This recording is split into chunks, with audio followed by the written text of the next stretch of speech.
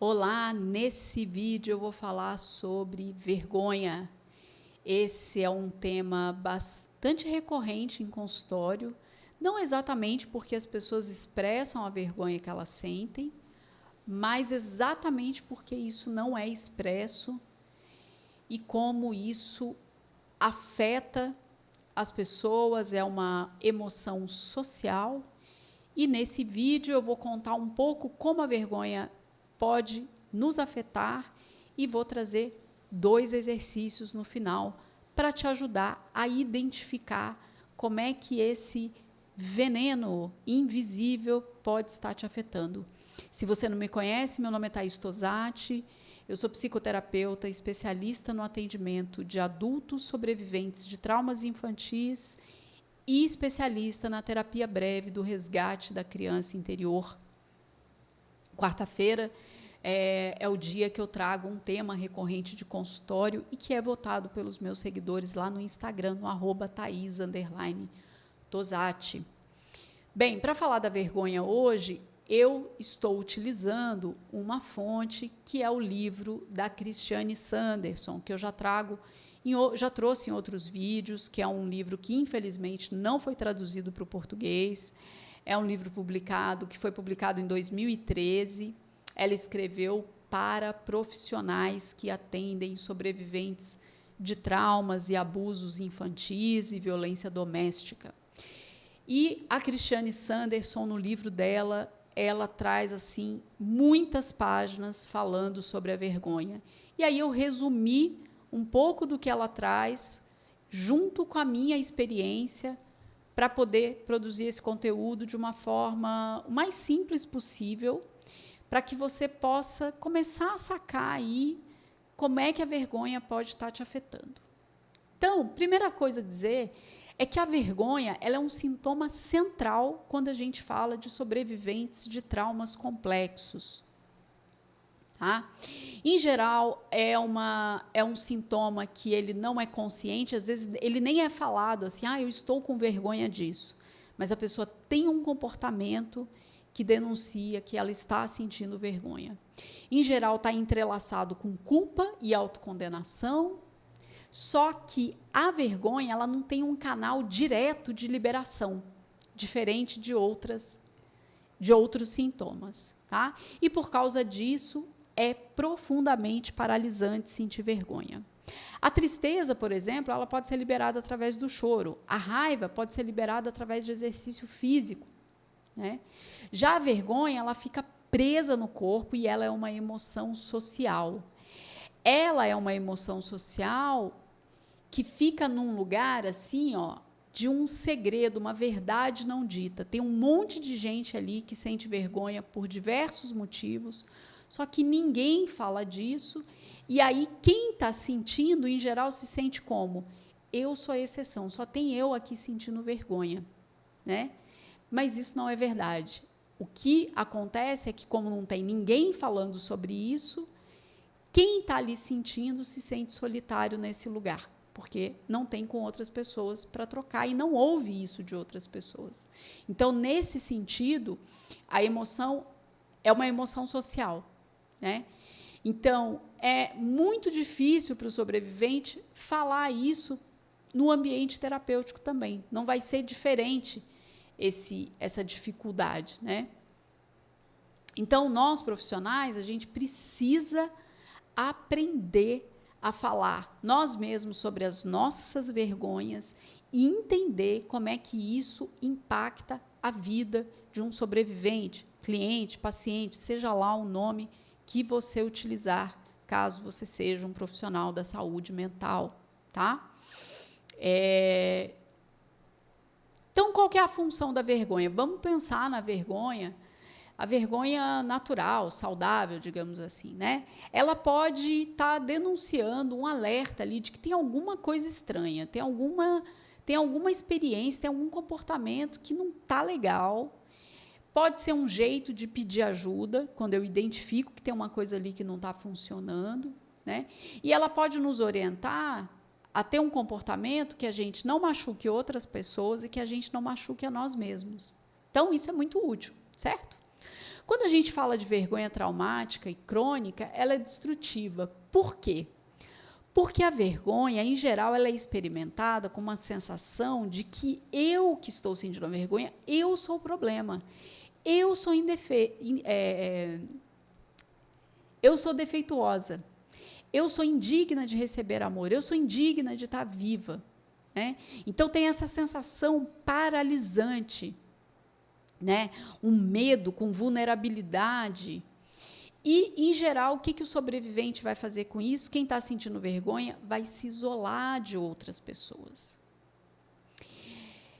Quando a gente pensa em culpa, né, culpa e vergonha tem uma certa distinção, apesar de, em geral, elas andarem de mãos dadas. Mas a culpa, ela é mais consciente. E, em geral, a gente experimenta com o comportamento. Nossa, isso que eu fiz, eu me sinto culpado, eu estou arrependido, eu sinto remorso, e aí eu posso pedir desculpas. Né? Eu posso me arrepender daquilo. Ao contrário, a vergonha é uma sensação de que eu inteira sou o problema. Né? Então, a Christiane Sanderson vai trazer, ela afeta a nossa identidade central, a nossa existência. Né? Sentir vergonha de existir.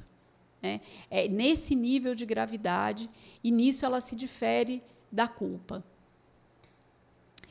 Bem, e aí tem uma coisa muito, isso eu recebo muito em consultório, que é a confusão entre a vergonha que o meu cliente sente, bagunçado, misturado, confundido com a vergonha, o que deveria ser a vergonha do agressor, do abusador, do adulto que foi negligente com essa pessoa que eu estou atendendo. Né? E isso é muito confuso. Então, eu vou dar um exemplo. Né? É muito comum as pessoas que foram abusadas sexualmente, elas sentirem vergonha disso. Né? E principalmente quando elas eram criança e adolescente.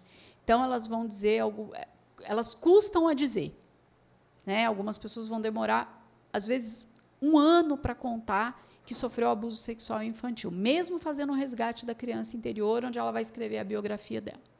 Né? E quando conta sentindo muita vergonha. Então, esse é o nível de distorção que a vergonha crônica, traumática, causa em nós, seres humanos, que é fazer a confusão. Quem devia sentir vergonha daquilo? Aquele adulto, aquele agressor, aquele abusador, né? Ou aqueles, né? Às vezes vem no plural. E é muito importante que o cliente tenha a oportunidade de separar vergonha de quem? O que é a minha vergonha, o que é a vergonha do outro, daquele que me abusou, me agrediu, foi negligente comigo. Tá? E, claro, isso é muito difícil, porque no momento onde o sobrevivente vai falar de uma coisa que ele até então está achando que a vergonha é dele, ele vai passar por esse desafio, que é começar a falar disso, que é muito difícil, porque ele está sentindo vergonha. Até ele conseguir falar, e o terapeuta trazer algum exercício, algum manejo, onde ele consiga distinguir, opa, peraí, mas olha o que essa pessoa fez, essa vergonha não devia ser dela?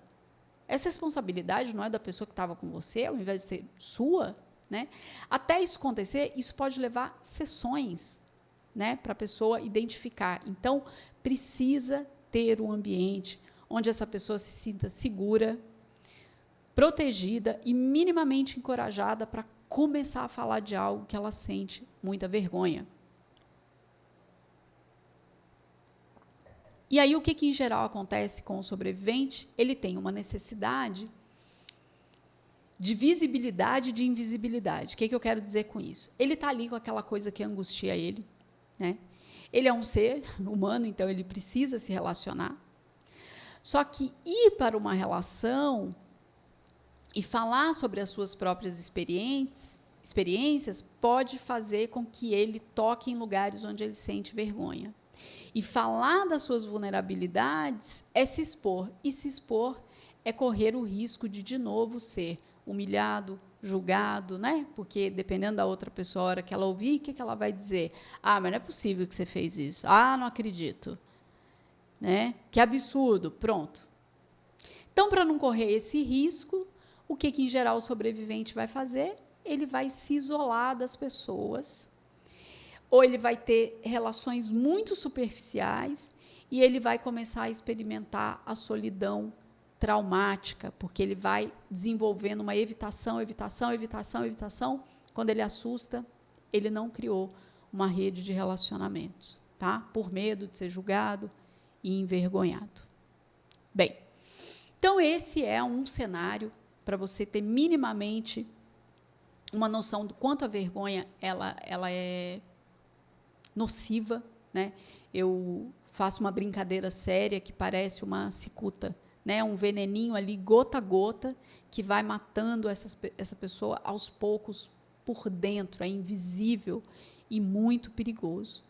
Então, tendo em vista isso, eu vou trazer 2 exercícios que a Christiane Sanderson traz no livro. Tem muito mais exercícios, mas eu vou trazer os exercícios que eu considero que pode ser mais útil para você que, de repente, está entrando em contato com isso pela primeira vez, tá? E um exercício que eu utilizo muito em sessão e que tem se mostrado muito útil, e eu particularmente gosto muito desse segundo exercício. Então, o primeiro exercício é para poder reduzir a autocondenação. Então, qual é a minha sugestão? Pega papel e caneta, se você prefere escrever digital no seu tablet, no seu celular, enfim, do jeito que você quiser, mas escreva, tá? É muito importante a escrita, eu sempre falo isso nos vídeos. Então, primeira coisa, faz uma lista de tudo aquilo que você se condena, tudo aquilo que você sente vergonha, tudo aquilo que você sente culpa, de coisas que você fez, faz, lista. Vai só escrevendo. Deixa um espaço, porque pode ser que ao longo dos dias você vai lembrando de mais coisas e é legal você ir completando, tá? Se você conseguiu aí listar pelo menos umas 2, 3 coisas, dá uma olhada nisso que você tem vergonha, se condena, se culpa porque você fez ou faz, e vê se isso já vem, por exemplo, desde a sua infância, desde a sua adolescência, né? E avalia se essa sensação de vergonha, quando você começou a sentir, se você tinha recursos, condições para fazer algo, né? Lembrando que quando a gente é criança e adolescente, a gente não tem escolha. Em geral, a gente se submete, né? Porque a gente depende do vínculo com os adultos que estão no nosso entorno, tá bem? E, claro, a gente não tem todo um aparato cognitivo de maturidade de córtex para tomar decisões racionais, lógicas e lúcidas. Então, nessa lista, identifica qual a idade que você tinha, né? Isso vai te ajudar, por exemplo, a entender que um dos mecanismos, quando uma criança entra em contato com um fator estressor destrutivo, é o congelamento. Porque qual que é o sistema que, em geral, entra em ação quando a gente está numa situação de estresse destrutivo? Luta ou fuga. No caso da criança, é o congelamento, é o fingir de morto, né? Ela dissocia. Se você ainda não viu meu vídeo sobre dissociação, recomendo fortemente para você poder entender o que eu estou falando. Então, bem, se você, criança, passou por uma situação estressante, um estresse destrutivo, algo imprevisível e prolongado, e você teve uma reação de congelamento, você era o recurso que você tinha. Então, faz sentido, está te ajudando a sentir essa vergonha que você está sentindo, que começou ali desde a infância, numa situação onde o seu recurso era fingir de morto, era se congelar, era se dissociar? Dá uma olhada nisso, tá? Não precisa ter nenhuma resposta agora. Isso é uma construção, isso é um processo. Faça essa lista e vá olhando para ela ao longo dos dias, tá? E aí também coloque nessa lista pessoas que você identifica aí da sua infância, da sua adolescência. Quem eram as pessoas que estavam ali com você e que tinham a responsabilidade de te cuidar, te proteger, te fornecer um lugar, uma situação segura, conversar com você, te escutar e que provavelmente elas não fizeram isso e por isso você está sentindo vergonha hoje. Né? Quem devia estar ali cuidando de você não estava cuidando de você. Lista essas pessoas. Essa não é uma lista acusatória, pode ficar tranquilo, tranquila, tá? Só lista. Por quê? Isso é muito importante. Lembra que eu falei? A vergonha em geral que o sobrevivente sente, ela é muito confundida. Às vezes a pessoa está comprando uma vergonha que não é dela. É de um adulto que tinha a responsabilidade de cuidar de você e não estava fazendo isso. Ah, mas ele não sabia, não é sobre isso. Esquece, não explica o adulto agora. Só coloca aí e constata os fatos. Tinha uma criança ali que passou por determinada situação e o adulto que era responsável por ter cuidado dessa criança não cuidou. Só fica com isso, tá bem? Faz essa lista, dá uma olhada, dá uma lida e deixa ela guardadinha aí, vai olhando para ela ao longo dos dias e vai vendo se você vai tendo mais clareza sobre aquilo que você se autocondena, como é que começou isso, que história é essa vergonha, quem eram os adultos envolvidos, que tipo de recurso você tinha, o que você não tinha naquela época. Só faz isso. Beleza. Segundo exercício, o meu preferido, distribuição de vergonha. Então, o que eu vou sugerir? Que você pense aí numa situação que você passou, quando era criança, quando era adolescente, primeira coisa que vem na sua cabeça, que você sente muita vergonha, que talvez você nunca tenha falado para ninguém, ou falou para pouquíssimas pessoas, ou falou metade da história, não falou a história toda. Né? Lembra dessa cena. Faz 2 colunas. A coluna 1 é a vergonha da pessoa que fez o que fez com você. E a coluna 2 é a sua vergonha. Quais são as coisas dessa cena que você fala, isso aqui é o que eu sinto vergonha, isso aqui eu acho que é a vergonha do agressor, do abusador, dos envolvidos aqui. Né? Pode ser que nesse primeiro momento você só preencha uma coluna, não tem problema. Só começa a fazer o exercício, só para você tomar contato com esse negócio que já é tão difícil para você, né? Pode ser que seja difícil, inclusive, fazer o exercício. Só experimenta, tá?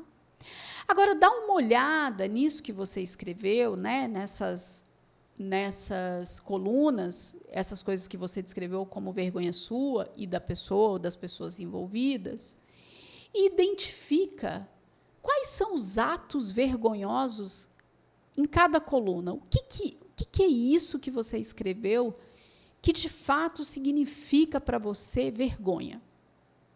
É?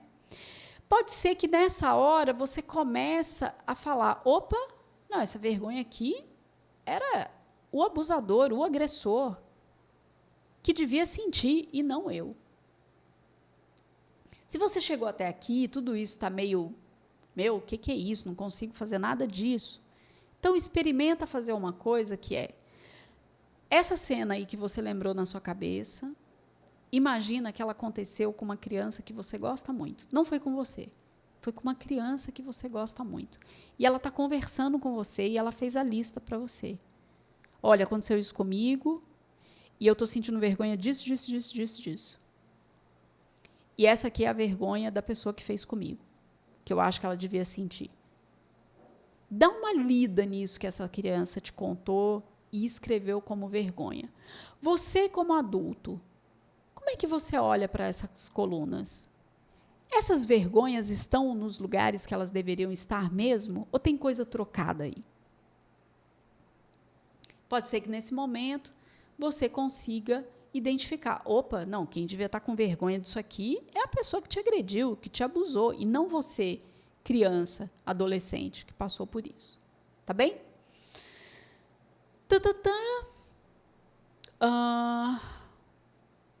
Então, fica um tempo aí em contato com essas colunas, identificando, opa, essa vergonha aqui é da criança, ou minha, se você conseguiu se conectar com você. Essa vergonha aqui é do agressor. Tá? E aí, lembra, tinha mais alguém envolvida nesse processo? Esse lugar onde aconteceu isso, quem eram os adultos responsáveis por esse local?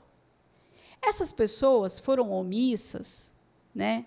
Elas fingiram que não viram, ou elas não estavam ali na hora que precisava estar para cuidar, de alguma forma elas facilitaram isso, né? Isso pode ser na escola, isso pode ser no trabalho, isso pode ser em casa, isso pode ser no ambiente religioso. Coloca o nome dessas pessoas e quais eram as responsabilidades delas que elas não cumpriram, né? De forma consciente, inconsciente, enfim, isso não interessa, né? De alguma forma foi facilitado, tá? Bem, se você chegou até aqui, e aqui também pode ser colocado, por exemplo, a polícia, né? Se não tinha segurança ali num lugar, era na rua, você estava exposto, exposta, né? E não tinha, por exemplo, órgãos de segurança para tornar aquele lugar mais seguro e você não ter ficado vulnerável ao que você ficou. Maravilha? Beleza, chegou até aqui, você identificou, opa, essa vergonha aqui não é minha, não. Deixa eu distribuir essa vergonha. Essa vergonha aqui é do agressor, do abusador, dos. Escreve uma carta, um poema, desenha, pinta aquilo que fizer mais sentido para você. Você não vai enviar isso para a pessoa. Vai ser uma forma de você escrever e enviar mentalmente, só na sua imaginação. E você está dizendo, olha, sabe aquele dia que aconteceu tal coisa? Até hoje eu estava sentindo vergonha disso, mas eu descobri que quem devia estar sentindo vergonha é você. Por isso, por aquilo. Tá? Então, esse é um primeiro contato de você começar a fazer a separação do joio e do trigo. O que é vergonha minha, o que é vergonha de outra pessoa. Como nessa cena aí que você se conectou. É muito útil quando a gente passa por uma situação de vergonha e sente vergonha e se autocondena, conversar com as pessoas de confiança. Qual é o drama que eu vejo em consultório? Em geral, os sobreviventes que eu atendo, a relação deles com pessoas de confiança, em geral, é bagunçada. Isso é compreensível. Tá? Então, às vezes a pessoa fala, eu super confio aqui nessa pessoa e eu conto a minha vida para ela e ela me dá alta lição de moral. Em geral, isso é comportamento abusivo. Tá?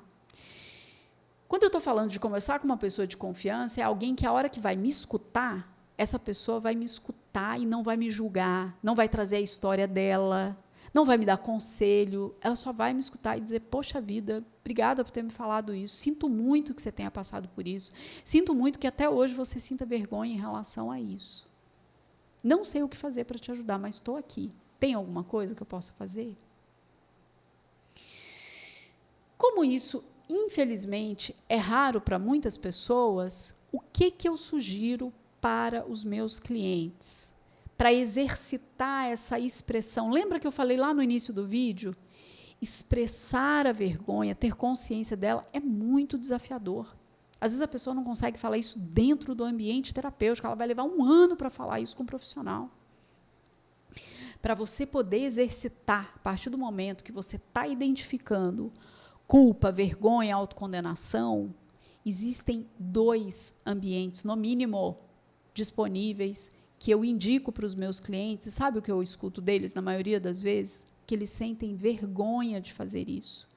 E essa é uma grande lamentação, uma grande tristeza, porque esse é o nível da distorção da vergonha traumática, que é a pessoa sentir vergonha de pedir ajuda num lugar qualificado para isso. Né? Porque qual que é o círculo vicioso que, em geral, os sobreviventes entram? Eles estão sentindo vergonha, se isolam, aí, às vezes, conhece alguém e está desesperado para falar daquilo, não aguenta mais segurar aquilo com eles, fala, aí a pessoa julga, aí a pessoa não tem nenhum preparo para aquilo, a pessoa vai sair mais envergonhada do que antes de contar, e aí o que ela faz? Ela se isola socialmente. E aí ela começa a perder a confiança por completo. Aí eu ofereço 2 espaços gratuitos, anônimos, qualificados para você poder falar das suas vulnerabilidades. Primeiro, 188, ligação comum, anônimo, gratuito, disponível 24 horas. Se você não quiser ligar, você pode enviar mensagem por chat no site. E você tem condições de ter apoio emocional para exercitar, falar das coisas que você sente culpa, vergonha, se autocondena. Um outro canal que eu recomendo é Codependentes Anônimos, que é uma irmandade de 12 passos. Se você não faz ideia do que eu estou falando, vai no meu vídeo da minha experiência pessoal. Coda e CIA, que foram as 2 irmandades que eu fiz parte. Ali você vai entender o que são irmandades de 12 passos.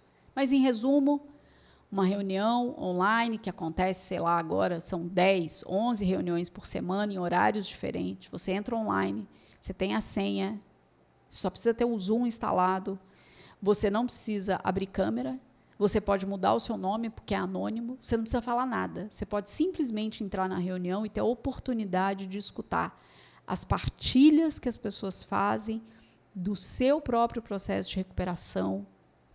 Elas falam das vulnerabilidades delas, dos aprendizados que elas estão tendo, elas vão trazer coisas que elas sentem vergonha, e ali ninguém julga, aconselha, dá palpite, só escuta. E você entra em contato com o estudo de uma literatura das Irmandades de 12 Passos de Codependentes Anônimos, que pode te ajudar a ter insights, sentir algum apoio emocional. Então, você tem essa possibilidade de ter apoio emocional gratuito. No caso do 188, 24 horas. No caso de Codependentes Anônimos, diferentes horários. É uma reunião online, tem presencial se você quiser, mas se você quiser começar a fazer contato com a sua própria vergonha, culpa, autocondenação, esse pode ser um passo muito importante para você e está disponível. Então, é isso que eu queria trazer nesse vídeo. Espero que isso seja uma contribuição, te encoraje a fazer contato para falar da vergonha, para poder falar sobre esse elefante na sala. Me conta como é que esse vídeo chegou para você, se você tem alguma estratégia, algum recurso para falar da vergonha. Eu nunca tinha pensado sobre isso. Se você é novo, se você é nova por aqui, se inscreve no canal. Toda segunda às 7 da manhã eu trago conteúdo de psicoeducação. Na quarta eu trago assuntos recorrentes de consultório ao meio-dia. Dá um like para o YouTube entender que esse conteúdo é relevante. Deixa o seu comentário, isso pode te ajudar outras pessoas a ler sobre a sua experiência, e eu vou gostar também de saber quem é você e como esse vídeo chegou para você. Muito obrigada e até o próximo vídeo.